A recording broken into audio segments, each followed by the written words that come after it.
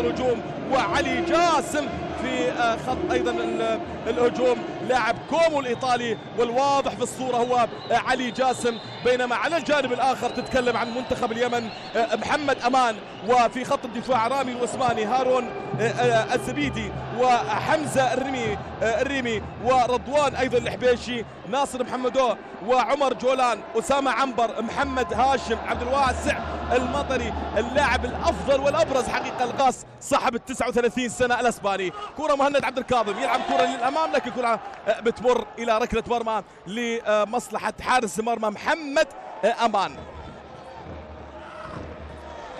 اعتماد بهذه الطريقه على الكرات الطويله، توصل لعلي جاسم، ياهو مشوار جميل جدا. علي جاسم قطع كرة ويحاول يمر على اليسار ويحاول يمر لكن يكسب كرة ولا لا؟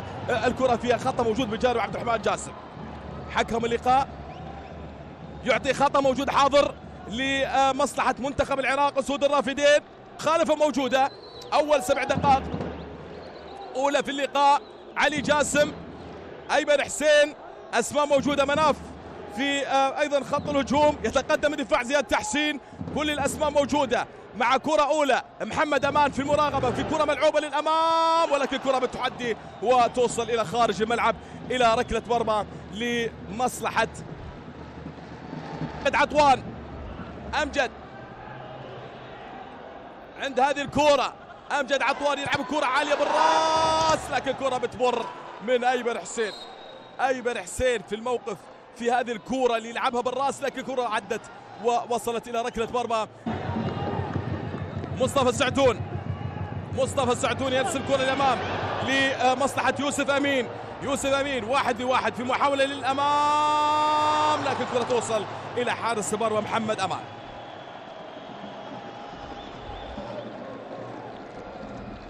هدي كرة علي، المهارات والحلول هي الحل في مثل هذه التكتلات، حتى تسديد من خارج 18. ابراهيم بايش يسدد تسديده حلوه ابراهيم بايش. الله الله الله الله الله على الكره الجميله جدا من ابراهيم بايش، اطلق صاروخ حقيقه وقذيفه حلوه بتمر على محمد امان لكن مرت للتسديدات من جانب المنتخب العراقي عن طريق ابراهيم بايش. الله الله الله، رايحه للزاويه الصعبه على محمد امان، مرت بشكل ممتاز وعدت وذهبت الى ركله مرمى لمصلحه المنتخب اليمني وعن طريق ابراهيم بايش اللي ارسل ارساليه جميله جدا باتجاه المرمى. المحاوله على اليسار وتتحول جول، بتمر جول، بتعدي تسديده لكن الكره بتمر وتعدي الى خارج الملعب الى ركله زاويه من جانب ايمن حسين. مرت البحث عن الكرات التي يمتلكها ايمن حسين امام اكثر من لاعب موجود في خط الدفاع. كرة تتحول لمصلحة محمد هاشم، لمصلحة اليمين هو ناصر محمدو، يحاول يمر ناصر امام كرة حلوة جميلة تسديدة لكن الكرة عدت الى خارج الملعب الى ركلة مرمى. ناصر لا حلول على مستوى خط الهجوم، الامور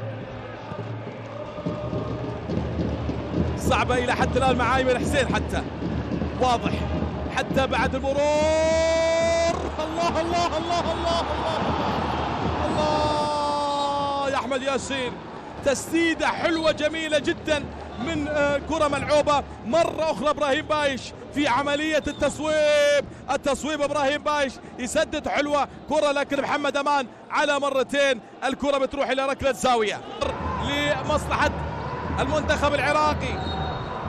مهند عبد الكاظم عند التنفيذ يهيئ كرة جميلة جدا، جول، بتمر جول لكن الكرة بتعدي وبتروح إلى ركلة زاوية لمصلحة أمجد عطوان.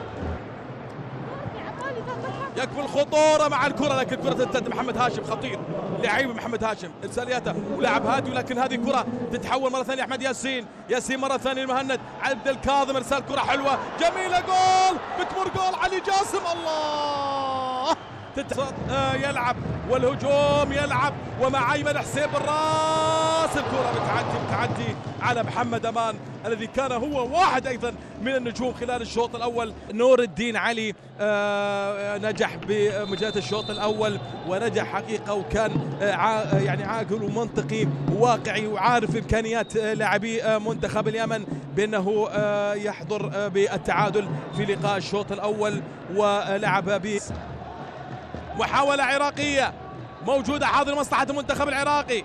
أسود الرافدين في محاولة للأمام، توصل مرة ثانية علي جاسم، الحلول الفردية علي جاسم في المحاولة والتسديد والتصويب، والكرة لا زالت مستمرة. بيتر يلعب كرة عرضية لكن كرة أمام تغطية مجال ناصر محمدو في خط الدفاع أمام ناصر في هذه الكرة، لكن الأمور لا زالت صعبة في هذه المباراة. الكرة ملعوبة للأمام، الكرات العالية المنفذة بشكل ممتاز، لكن الكرة تتحول وتسديدة حلوة جميلة جدا، لكن الكرة تذهب إلى ركلة زاوية، ركلة زاوية أمام تصويبة حلوة جميلة رائعة جدا من جانب المنتخب العراقي. مرة ثانية ملعوبة للأمام تتحول لمصلحة المنتخب العراقي لمصلحة مهند علي يرسل كرة حلوة جميلة جدا، جول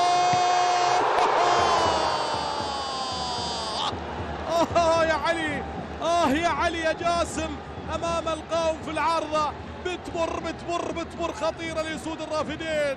علي جاسم مهند علي أرسل كرة حلوة جميلة جدا، خذها على الطاير حطها بشكل ممتاز، لكن كرة مرت أمام محمد أمان. هنا في كرة حلوة جميلة للعراق.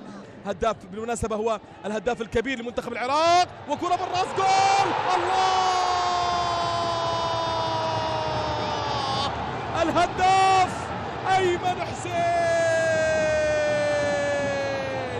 الأسود في سماء الخليج صوتهم مسموع، صوتهم عالي، يتردد صداه هذا العراقي أيمن حسين. مروعة وما أحلاه. الله الله الله الله الله الله، مالها للهداف الكبير هو أيمن حسين. الله على الكرات العرضية، الله على التمركز الجميل، الله على الكرات الرأسية.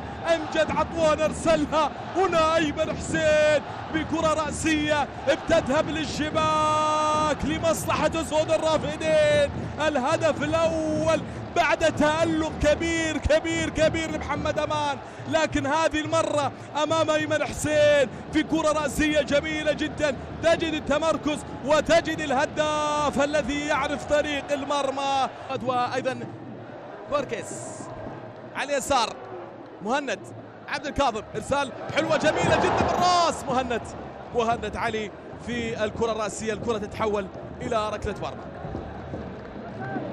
تصريح عن بطولة كأس الخليج، بروز العديد مهند علي، لكن كرة فيها حضور حارس المرمى عمر الجولان، يلعب الكرة الأمام، لكن نعم الصافرة الآن تأتي من جانب حكم اللقاء القطري عبد الرحمن جاسم الذي يطلق صافرة معلن نهاية حديث هذا اللقاء بانتصار ثمين لأسود الرافدين وبواسطة هذا المهاجم الهداف أيمن حسين. هكذا تكون الصورة الأولى بالنسبة للمنتخب العراقي أن يحقق النتيجة الكبيرة لمصلحة جمهوره، وبالتالي لهذا المدرب الأسباني سعادة. لا شك أن الأمور تكون رائعة جدا بالنسبة للمنتخب العراقي.